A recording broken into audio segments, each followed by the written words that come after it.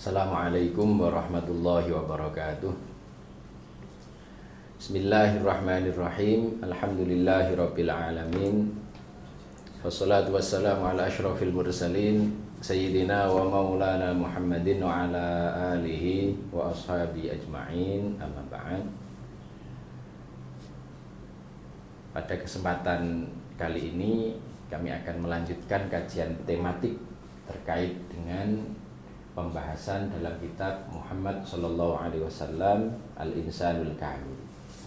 Sebelum kita melanjutkan materi dalam mempelajari hadis atau segala sesuatu yang berkaitan dengan Rasulullah sallallahu alaihi wasallam, maka ada baiknya kita menghadirkan Rasulullah sallallahu alaihi wasallam di hadapan kita.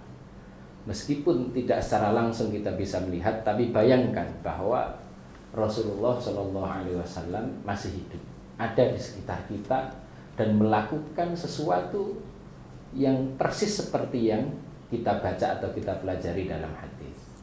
Maka dengan bayangan tersebut, dengan imajinasi tersebut, insya Allah akan menambah rasa kita, menambah cinta kita, menambah rindu kita kepada Rasulullah Shallallahu Alaihi Wasallam, sehingga kita dengan mudah untuk mempelajari dan meneladani akhlak-akhlak beliau. Pada kesempatan kali ini kami akan membahas terkait Rasulullah juga membantu pekerjaan rumah tangga. Beliau seorang pemimpin internasional, tapi juga melakukan pekerjaan rumah tangga, yang mana sebenarnya dalam kitab Muhammad Al-Insanul Kamil ini judulnya Rahmatuhu sallallahu alaihi wasallam bil ahli wal iyal, kasih sayang Rasulullah terhadap keluarga. Tapi kami ambil di keterangan yang paling bawah, yaitu wa min rahmatihi bi ahlihi sallallahu alaihi wasallam annahu kana yu'awinuhum fil umuril baitiyah. Di antara kasih sayang Rasulullah terhadap keluarganya adalah beliau membantu mereka dalam urusan rumah tangga. Faqad jaa annal aswad qala sa'altu Aisyah radhiyallahu anha ma kana an-nabiy sallallahu alaihi wasallam yasna'u fi ahlihi faqalat kana fi mihnati ahlihi fa idza hadaratis shalah qama ila shalah.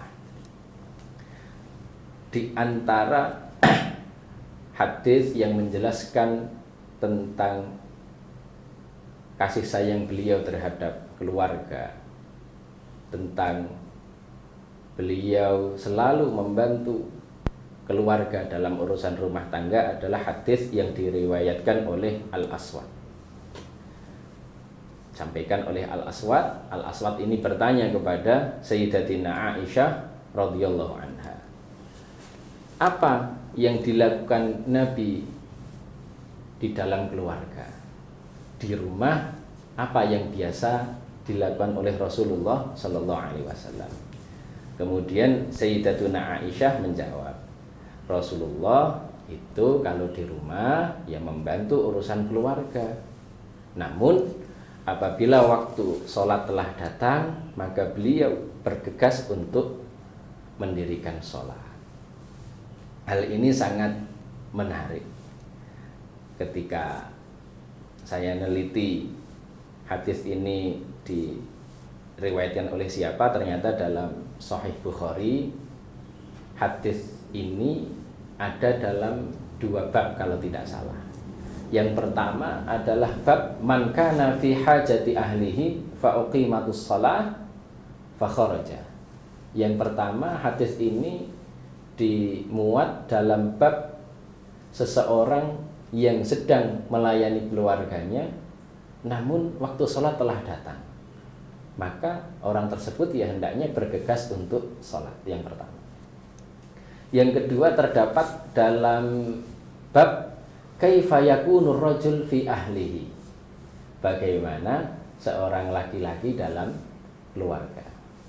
Jadi hadis ini punya dua sisi yang sangat bermanfaat untuk kita, artinya apa? Bagi seorang laki-laki penting untuk bisa membagi waktu, khususnya para suami, apalagi seorang suami tersebut sebagai pemimpin misalnya. Maka waktu untuk keluarga juga penting, waktu untuk umat juga penting. Maka harus bisa membagi waktu. Jangan sampai waktu untuk keluarga digunakan yang lain, waktu untuk umat digunakan untuk keluarga. Maka dari itu ini luar biasa Imam Bukhari menempatkan dalam dua bab yang berbeda hadis ini. Jadi kita harus pandai-pandai membagi waktu. Kapan kita dengan keluarga memberikan quality time, ya waktu yang berkualitas untuk keluarga. Kapan kita melakukan pekerjaan rumah tangga, dan Rasulullah melakukannya, tidak ada masalah. Tapi kalau waktu sholat datang, keperluan untuk keluarga, berhenti dulu, pergi ke masjid, menemui umat untuk beribadah. Yang pertama. Kemudian dilanjutkan, fama kana sallallahu alaihi wasallam min jababiratir rijal bal katsiran ma kana yakhdumu nafsahu bi nafsihi sallallahu alaihi wasallam. Ini disampaikan bahwa Rasulullah itu bukanlah orang yang otoriter, bukanlah orang yang diktator, bukan tukang paksa. Tapi apa, Rasulullah seringkali melayani dirinya sendiri, tidak merepotkan orang lain. Ini luar biasa, Masya Allah. Rasulullah melayani dirinya sendiri, tidak mau merepotkan orang lain. Bahkan dalam riwayat lain itu dijelaskan bahwa Rasulullah itu juga memerah susu kambing sendiri. Memerah susu kambing sendiri. Dalam Musnad Ahmad ini juga disampaikan bahwa kana Nabi sallallahu alaihi wasallam yakhitu thawbahu wa yakhsifu na'lahu wa ya'malu ma ya'malu rijal fi buyutihim. Rasulullah menjahit pakaiannya sendiri, memperbaiki sendalnya sendiri, melakukan apa yang biasa dilakukan oleh orang-orang di rumah. Dari sini muncul pertanyaan, Rasulullah melakukan pekerjaan rumah tangga ini kok tidak gengsi ya? Iya, ini penting bagi kita melakukan sesuatu meskipun kita sebagai pimpinan misalnya atau sebagai apapun di rumah ya perlu mengerjakan pekerjaan rumah dan tidak gengsi. Kalau dalam kitab Syama'il Muhammadiyah, bab ini diletakkan dalam bab tentang tawaduknya Rasulullah Sallallahu Alaihi Wasallam. Bayangkan Nabi melayani diri sendiri, memerah susu sendiri. Kalau konteks sekarang ya mungkin minta buatkan kopi sendiri, tidak minta buatkan, tapi membuat kopi sendiri, buat apa-apa sendiri, ya jahit sendiri. Kalau konteks sekarang mungkin muncul pertanyaan, apakah Kanjeng Nabi dulu itu mencuci baju sendiri? Kalau adat sekarang, adat sekarang itu sering mengatakan bahwa masak, nyuci dan sebagainya itu adalah tugasnya seorang wanita. Tapi kalau kita melihat sejarah, benarkah itu tugas yang wajib dilakukan oleh wanita, seorang istri, atau hanya sekedar membantu seorang istri yang mana pahalanya luar biasa? Jadi sempat saya neliti terkait hadis ini. Ini kok tidak ada ya kata-kata Kanjeng Nabi nyuci baju sendiri.